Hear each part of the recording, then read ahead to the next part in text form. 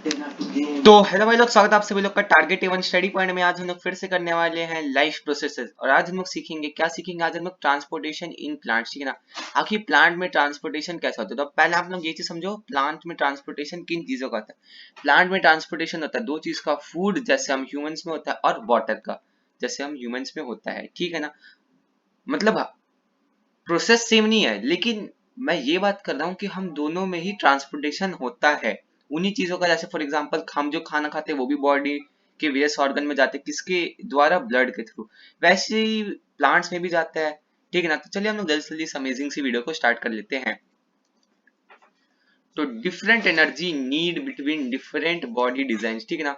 Different energy needs between different body design. अब इससे समझ में क्या आ रहा है, चलो इसके बारे में पढ़ लेते हैं। देखो, बेसिक इंट्रो हम लोग को टाइटल से ही मिल गया कि डिफरेंट ऑर्गेनिज्म में डिफरेंट एनर्जी नीड होती है, ठीक है ना। तो अभी हम लोग मतलब प्लांट में यार, मतलब अगर ऑर्गेनिज्म डिफरेंट होगा तो एनर्जी नीड भी डिफरेंट होगी और एनर्जी नीड के लिए जो डिजाइन ट्रांसपोर्टेशन का होना चाहिए वो भी डिफरेंट होगा। तो अब हम लोग पॉइंट पढ़ना स्टार्ट करते हैं। Energy needs differ between different body design, ठीक है ना। एनर्जी नीड क्या होती है, डिफर होती है डिफरेंट बॉडी डिजाइन के हिसाब से। फॉर एग्जाम्पल, अगर जितना खाना बनियान के पेड़ को चाहिए, क्या उतना ही खाना क्या घास को भी चाहिए? हाँ, नहीं तो उतना ही खाना क्या मनी प्लांट को भी चाहिए? आप लोग खुद से सोचिए। नहीं ना, जी हाँ, बिल्कुल नहीं। क्यों? क्योंकि साइज मैटर, ठीक है ना। बॉडी डिजाइन मैटर्स, ठीक है। अब आगे बढ़ते हैं। Plants don't move and plant bodies have a large proportion of dead cell in many tissues. As a result plant have low energy need and can use relatively slow transport system, ठीक है। अब तुम लोग देखो यार, तुम लोग बचपन से तुमने कोई भी पेड़ देखा होगा, कोई अच्छा, जैसे फॉर एग्जाम्पल बनियान के पेड़ को देख, कितने साल से भाई साहब वो वैसे के वैसे ही टिका हुआ है। क्या कभी देखा है कि कोई दिल्ली में जो एक बनियान का पेड़ है वो चल के उत्तर प्रदेश चला गया, लखनऊ में? हाँ, कभी ऐसा होते हुए सुना है या देखा है? नहीं ना। तो देखो, प्लांट तो हिलते डुलते हैं नहीं। और प्लांट बॉडी में ज्यादा किसकी मात्रा होती है? डेड सेल ज्यादा होते हैं, डेड टिश्यू ज्यादा होते हैं। किसके हिसाब से? हम ह्यूमंस के हिसाब से। तो देखो, अब इससे रिजल्ट ये होता है कि इस वजह से प्लांट में लो एनर्जी नीड होता है। किस वजह से? उन चीज को हम लोग अंडरलाइन हाईलाइट कर लेते हैं, ठीक है। तो देखो, प्लांट पहले तो, प्लांट डोंट मूव, ठीक है। प्लांट चलते हैं नहीं। अगर किसी ने चलते हुए देखा है तो भाई साहब बताओ, ठीक है। अगर किसी ने चलते हुए देखा है तो बता देना। और प्लांट में होता है large proportion of dead cell और मैनी डेड टिश्यूज, ठीक है ना। आई होप ये भी आप लोगों को क्लियर हो रहा है। अब इसका रिजल्ट क्या होता है? अब इसका रिजल्ट ये होता है, इसका रिजल्ट कि प्लांट का होता है लो एनर्जी नीड, ठीक है। क्या होता है भाई साहब, बोलो एक बारी। लो एनर्जी नीड। तो हम लोग जल्दी जल्दी इसको बोल के समझते हैं, ठीक है। प्लांट, अभी एक क्वेश्चन पूछूंगा, why plants have low energy need. जल्दी से एकदम आंसर बोलना है। फर्स्ट पॉइंट क्या होगा? प्लांट डोंट मूव, ये होगा हम लोग का फर्स्ट पॉइंट। और दूसरा पॉइंट होगा a large proportion of dead cell in many tissues, ठीक है ना। जितने भी टिश्यू होते हैं वहां प्रोपोर्शन किसका ज्यादा होता है? डेड सेल का प्रोपोर्शन ज्यादा होता है हर टिश्यू में, ठीक है ना। तो ये चीज आप लोग को याद रखना यार, काफी ज्यादा इंपॉर्टेंट है, ठीक है। अब ये देखो, अब लो एनर्जी नीड है तो इसीलिए धीरे भी ट्रांसपोर्ट, मतलब ट्रांसपोर्ट सिस्टम अगर धीरे भी फूड और वाटर ट्रांसपोर्ट करेगा तो भी कुछ खास फर्क तो पड़ने वाला है नहीं। तो आई होप यहाँ तक आप लोगों को पूरा क्लियर हो चुका है। Distances over which transport system have to operate however can be very large in plant such as very tall trees. For example, plant में भी वेन्स, वेन्स नहीं, लेकिन हाँ, प्लांट में भी तो वेसल्स होते होंगे ना। और प्लांट के दो वेसल कौन से, एक बार जल्दी से जल्दी हम लोग वो आगे पढ़ेंगे, लेकिन तब भी उसको एक बार रिवाइज कर लेते हैं। कौन से होते हैं वो होते हैं हम लोग के, पहला तो होता है जाइलम। क्या होता है भाई साहब? एक तो होता है जाइलम और दूसरा होता है हम लोग का कौन सा? फ्लोएम। जाइलम और फ्लोएम होते हैं। तो आई होप ये भी आप लोगों को क्लियर हो चुका होगा, ठीक है। अब देखो, अब आप लोग क्या लगता है, जाइलम और फ्लोएम का जो नेटवर्क होता है वो ज्यादा बड़ा किस में होगा? मनी प्लांट में होगा या बैंडियन ट्री में होगा? एब्सोल्युटली किस में ज्यादा बड़ा होगा? बैंडियन ट्री में। बैंडियन ट्री में ज्यादा बड़ा होगा, किसके हिसाब से? मनी प्लांट से। तो यही चीज यहाँ से यहाँ तक भी वही सेम चीज दी हुई है, ठीक है ना। अब ट्रांसपोर्ट सिस्टम जो होता है वो वेरी कर सकता है प्लांट टू प्लांट, जैसे वेरी टॉल ट्री में क्या होगा, ट्रांसपोर्ट सिस्टम जाइलम फ्लूइड का नेटवर्क ज्यादा बड़ा होगा, और मनी प्लांट एकदम छोटा सा होता है तो मनी प्लांट में छोटा सा ट्रांसपोर्ट सिस्टम होगा। बट जल्दी से हम लोग इस स्लाइड को रिवाइज कर लेते हैं। Energy needs differ between different body design, ठीक है। एनर्जी नीड का डिफरेंस होते रहता है, एनर्जी नीड बदलते रहती है बॉडी के हिसाब से। अब प्लांट में लो एनर्जी नीड होता है, क्यों होता है, क्योंकि प्लांट हिलते नहीं है, और प्लांट में डेड सेल की मात्रा हर एक टिश्यू में लिविंग सेल के हिसाब से कम होती है, और लो एनर्जी नीड होती है, इसलिए प्लांट में स्लो ट्रांसपोर्ट सिस्टम होता है, प्लांट में स्लो ट्रांसपोर्टेशन होता है। अब फाइनल चीज क्या है, अब जो ऑर्गेनिज्म जितना बड़ा होगा उसमें ट्रांसपोर्ट सिस्टम, उसमें नेटवर्किंग सिस्टम जाइलम फ्लोएम का ज्यादा बड़ा होगा। तो आई होप ये भी आप लोगों को क्लियर हो चुका है। जैसे बैंयन ट्री का जो होता है वो मनी प्लांट से ज्यादा बड़ा होगा transport system network of xylem and phloem. तो चलिए हम लोग पढ़ लेते हैं जाइलम क्या होता है, ठीक है। तो जाइलम क्या होता है, इन xylem tissue vessels and tracheids of the root, stem and leaves are interconnected to form a continuous system of water conducting channel reaching all part of the plant, ठीक है। तो जाइलम में क्या होता है, जाइलम टिश्यू में होते हैं वेसल्स और ट्रैकिड, आप लोगों ने 9th क्लास में पढ़ा होगा। तो जो वेसल और ट्रैकिड जो रूट में होते हैं और स्टेम में होते हैं और लीव्स में होते हैं, सब इंटरकनेक्टेड होते हैं, ठीक है ना, मतलब सब कनेक्ट होता है। अब ऐसे क्या होता है, अब रखो ना, अगर रूट में, अब सिर्फ एक पौधे के रूट को ही पानी की जरूरत थोड़ी ना होती है। हम ह्यूमंस में ही देखो ना, हम पानी पीते तो क्या पानी सिर्फ पेट में ही जाता है, नहीं, वो पानी हम लोग का जाता है, फिर वो थोड़ा सा एब्जॉर्ब होता है हम लोग का कहाँ, स्मॉल इंटेस्टाइन में, और पूरा एब्जॉर्ब हो जाता है हम लोग का लार्ज इंटेस्टाइन में, ठीक है। उसके बाद वो क्या होता है, पूरे बॉडी में ट्रांसपोर्ट होता है। ऐसा नहीं होता कि हम लोग पानी पी लेते हैं, ओसोफेगस से जाता है, ओसोफेगस से stomach, small intestine, large intestine, और फिर किडनी से फिल्टर होने के बाद बाहर निकल जाता है, ऐसा कुछ नहीं होता है, वो जाके एब्जॉर्ब भी होता है, ठीक है। तो आई होप ये भी आप लोगों को क्लियर हो चुका है, ठीक है ना। तो अब जाइलम टिश्यू में होते हैं वेसल और ट्रैकिड, और वेसल और ट्रैकिड जो होते हैं जैसे रूट, स्टेम और लीव्स में सब इंटरकनेक्टेड होते हैं, जिससे कंटिन्यूअस सिस्टम बन जाता है वाटर कंडक्टिंग चैनल का। जैसे रूट से पानी लेंगे, रूट से जाएगा स्टेम में, स्टेम से जाएगा कहाँ, लीव्स में, और लीव्स में जाने से क्या फायदा होगा, लीव्स में जाने से ये फायदा होगा कि फोटोसिंथेसिस में मदद होगा। देखो रूट से गया स्टेम में, और स्टेम से गया कहाँ, लीव्स में। तो आई होप ये भी आप लोगों को क्लियर हो चुका है। और जब ज्यादा पानी आ जाता है, नहीं तो वाटर लॉस का जरूरत होता है, तो लीव से पानी कहाँ चला जाता है, ए फॉर एटमॉस्फेयर में, ठीक है, कहाँ चले जाता है, ए फॉर एटमॉस्फेयर में चला जाता है। तो आई होप ये भी आप लोगों को क्लियर हो गया। अब ये देखो, अभी एक जाइलम वेसल, अब देखो जाइलम की मैं आप लोगों को कुछ प्रॉपर्टी बता देता हूँ। पहले ये डायग्राम देखिए, डायग्राम में जो तुम लोग ये डॉट देख रहे हो ये क्या है, वाटर और मिनरल्स है, ठीक है ना। वाटर और मिनरल्स, ये मत कंफ्यूज हो जाना कि वाटर और मिनरल्स, मिनरल्स तो खाने में, ना ना ना, देखो सॉइल के अंदर पानी भी होता है और मिनरल्स भी होता है, for example phosphorus and many other, nitrogen, ठीक है। तो ये सब भी होता है, तो ठीक है ना। वाटर और मिनरल हम लोग का रेड करके। अब देखो जाइलम की आप लोग को एक प्रॉपर्टी याद करनी है कि जाइलम हमेशा यूनि डायरेक्शनल, यहाँ देख सकते हो यहाँ एरो कहाँ ऊपर की तरफ जा रहा है, xylem unidirectional. For example अब ये ऊपर जा रहा है, अब ऐसा नहीं है कि ऊपर से नीचे भी मेटेरियल आएगा ना, ऐसा नहीं होता है जाइलम में। जाइलम असल में सिर्फ one way, one unidirectional transport ही होता है, ठीक है ना। अब इसमें नो एंड वॉल, अब इसमें एंड वॉल होता ही नहीं है सेल्स के बिटवीन, और ठीक है ना। और जाइलम वेसल के होते हैं थिक वॉल, और वो भी लिग्निन के साथ, थिक वॉल्स डिफेंड विद, किसके साथ डिफेंड होते हैं भाई साहब, लिग्निन के साथ, ठीक है। मैं इसको क्लियर कर देता हूँ इरेज करके। और ये फ्लोएम वेसल, इसके बारे में भी पढ़ लेते हैं, ठीक है। फ्लोएम वेसल डाइलम के बारे में तो देखो, फ्लोएम में, फ्लोएम इसका उल्टा है, फ्लोएम में both direction two way flow होता है, ठीक है ना, ऊपर भी सामान जाएगा नीचे भी जाएगा। इसमें भी वाटर और फूड, अब बहुत सारे लोग बोलेंगे वाटर तो यहाँ भी जाता है, वाटर यहाँ भी जाता है, तो देखो फोटोसिंथेसिस में क्या होता है हम लोग का, आप लोग बताइए, ग्लूकोज और क्या, ग्लूकोज और नहीं नहीं नहीं, कार्बन डाइऑक्साइड और वाटर रिएक्ट करता है, ठीक है ना। उससे क्या बनता है हम लोग का ग्लूकोज और ऑक्सीजन। ऑक्सीजन तो हम लोग का लीफ से बाहर निकल जाता है, ठीक है। अब भाई अब जो वाटर जो यूज हो रहा है वो वाटर भी तो भाई हम ह्यूमंस में ही देखो ना, वो वाटर क्या होता है, वो ट्रांसपोर्टेशन होता है ना, वाटर भी तो ह्यूमन बॉडी में इम्पोर्टेंट है। जी हाँ, बहुत इंपॉर्टेंट। तो इसीलिए वाटर फ्लोएम में भी ट्रांसपोर्ट होता है, जाइलम में भी, लेकिन जाइलम में ज्यादा ट्रांसपोर्ट होता है कि जाइलम उसी के लिए बना है, और फ्लोएम में थोड़ा बहुत ही पानी होता है, क्योंकि फ्लोएम मेन होता है हम लोग का फूड ट्रांसपोर्ट करने के, ठीक है ना। अब सेल हैव एंड, ठीक है ना, यहाँ देख सकते हैं यहाँ एंड आ गया है, ये एक एंड दूसरा एंड, यहाँ एक एंड दूसरा एंड तीसरा एंड, ठीक है ना। और उसके जो वॉल्स होते हैं वो पर उनमें परफोरेशंस होती है, ठीक है।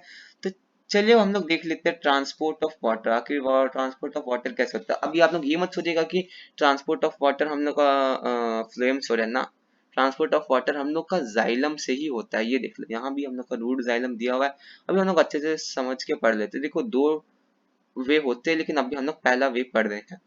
Eight the root cell in contact with the soil actively take up ions. देखो अब ये रूट है हम लोग का, अब इसका कॉन्टैक्ट है हम लोग का वाटर में, ठीक है ना।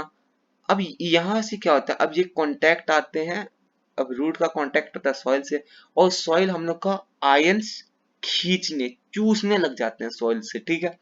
इससे क्या होता है, इससे सॉइल में और पेड़ के अंदर एक कॉन्सेंट्रेशन का डिफरेंस हो जाता है आयंस का। अब इससे क्या होता है भाई साहब, डिफ्यूजन में आप लोग ने पढ़ा ही होगा, ठीक है, movement of particles from higher concentration to lower concentration, ठीक है। तो इससे क्या होता है, water therefore moves into the root from the soil to eliminate the difference. This means that there is steady movement of water into root xylem, creating a column of water that is steadily push upward, ठीक है। अब देखो water जाता है हम लोग का root में, ठीक है। अब रूट से मतलब देखो अब डिफरेंस हो जाता है कॉन्सेंट्रेशन का, तो यहाँ होता है डिफ्यूजन। अब डिफ्यूजन से हम लोग का जो वो होता है, क्या होता है भाई, आयंस वो पेड़ खींचने लग जाते हैं, और इसकी वजह से जो रूट जो हम लोग का खींचने लग जाता है, उससे वो डिफरेंस खत्म हो जाता है। और वाटर हम लोग का आप लोग देख सकते हो एरो ऐसे ऐसे ऊपर जा रहा है पानी, ये ऊपर गया यहाँ स्टेम में गया, स्टेम से ब्रांच, ब्रांच से लीफ, ठीक है। अब ये वाटर वेपर, अब देखो जब वाटर की मात्रा ज्यादा हो जाती है तो प्लांट क्या करते हैं, ट्रांसपिरेशन करते हैं। अभी हम लोग उसके बारे में भी पढ़ेंगे, तो जल्दी से जल्दी हम लोग इसको एक बार रिवाइज कर लेते हैं। तो रूट जो, तो रूट के सेल होते हैं कांटेक्ट में किसके, सॉइल के कांटेक्ट में, वो लेते हैं हम लोग के आयन सॉइल से।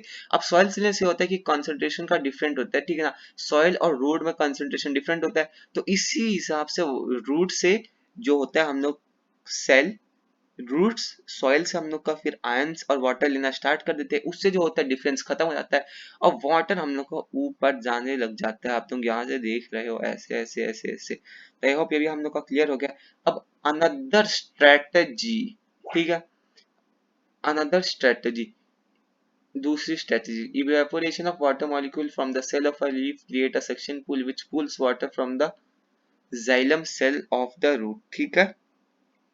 अब वाटर का जब इवेपोरेशन हो रहा है, अब ये देखो यहाँ से वाटर का इवेपोरेशन, ऑफ उस इवेपोरेशन को क्या कहते हैं, अब चलो उस इवेपोरेशन को हम लोग कहते हैं ट्रांसपिरेशन। अब देखो यहाँ से हो रहा है हम लोग का इवेपोरेशन, तो इवेपोरेशन से क्या होता है, एक सक्शन पुल होता है, उस पुल से क्या होता है, पानी अपने आप ऊपर आ जाता है, पानी खींचा जाए। फॉर एग्जाम्पल हम लोग फ्रूटी पीते हो, तो हम लोग फ्रूटी को करके खींचते हो ना पाइप से, वो पाइप से क्या होता है, तो उसकी वजह से जो फ्रूटी जो डब्बे के अंदर होता है वो पाइप पे आता है, उसके बाद वो पाइप के थ्रू आपके मुंह में आ जाता है क्या, फ्रूटी, ठीक है। तो वैसे ही प्लांट में, प्लांट उस पुल को भी सक्शन पुल करता है। अब यहाँ देखो यहाँ प्लांट हम लोग का इवेपोरेट करता है, अब पानी जा रहा है ट्रांसपिरेशन के थ्रू, तो सक्शन पुल, ठीक है ना, जो वाटर को जाइलम ऑफ रूट से खींच लेता है, और इस हिसाब से हर बॉडी प्लांट में चला जाता है पानी। देखो पहला point water absorbed by root, दूसरा point water travel up through plant, देखो सक्शन पुल की वजह से water vapour lost from leaf floor, ठीक है ना। अब देखो लीफ फ्लोर यहाँ से ट्रांसपिरेशन हो रहा है,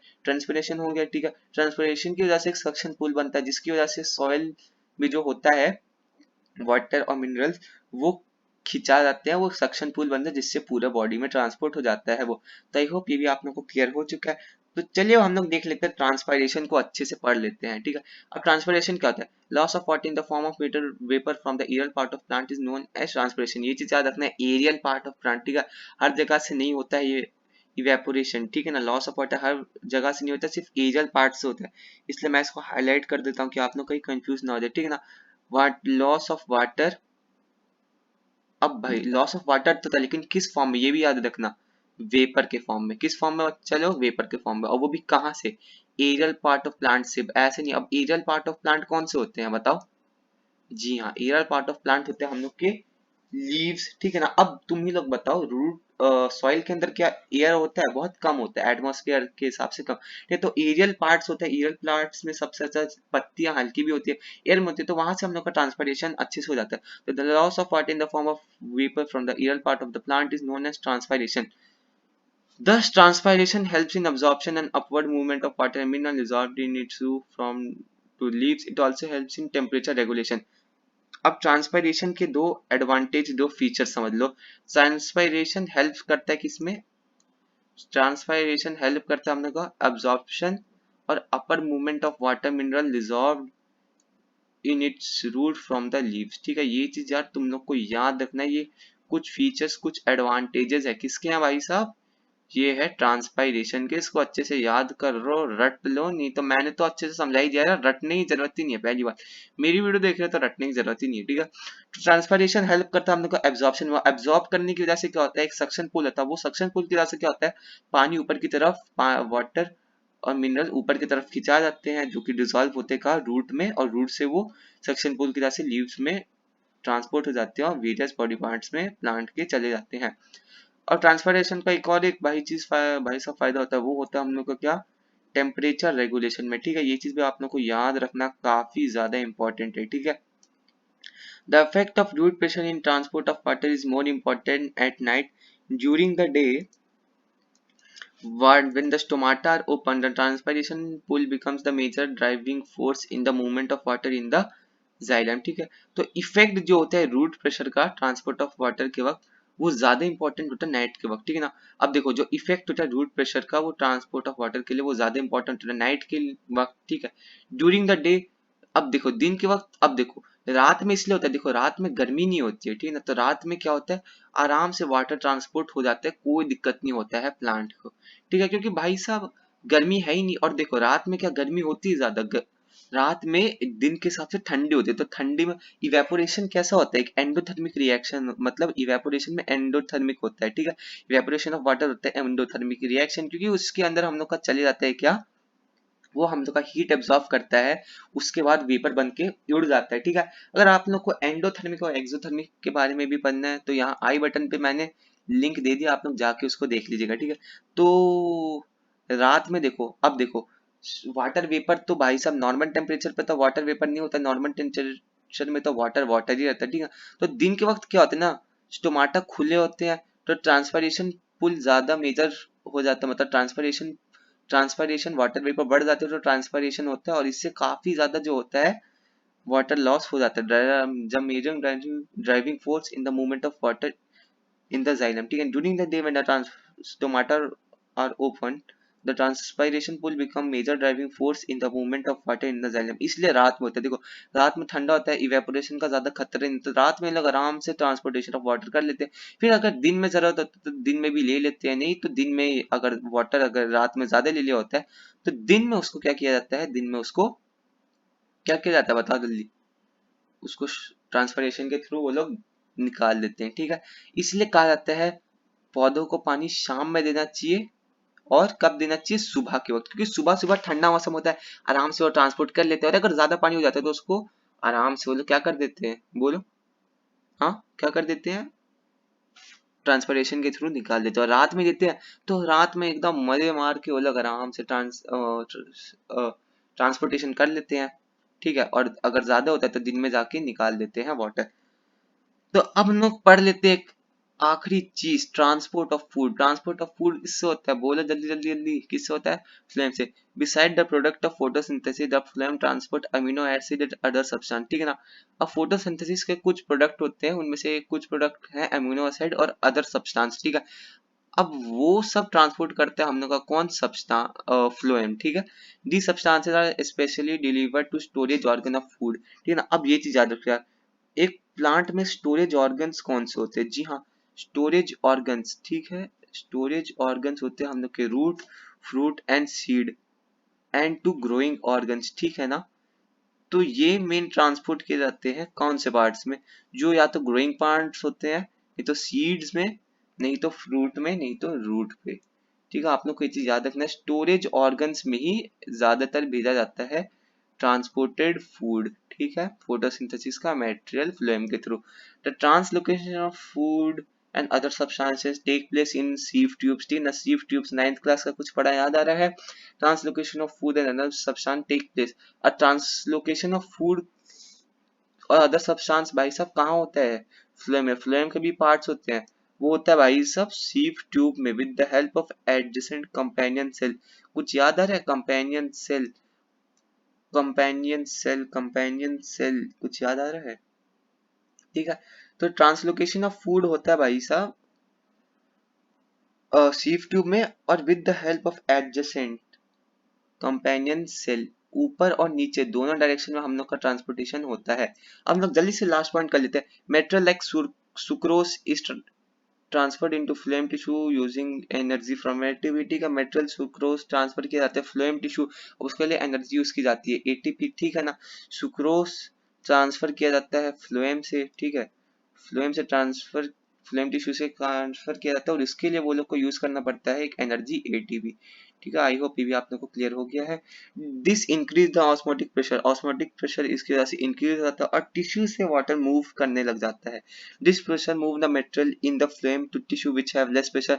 This allow the flame to move material according to plant need. For example, in spring, sugar stored in root and stem tissue would be transported to buds which need to grow, energy to grow। ठीक है, अब material जो होते हैं sucrose वो phloem transport करता है पूरे बॉडी में, लेकिन उसके लिए एक चीज की जरूरत होती है एनर्जी को, वो एनर्जी होती है एटीपी।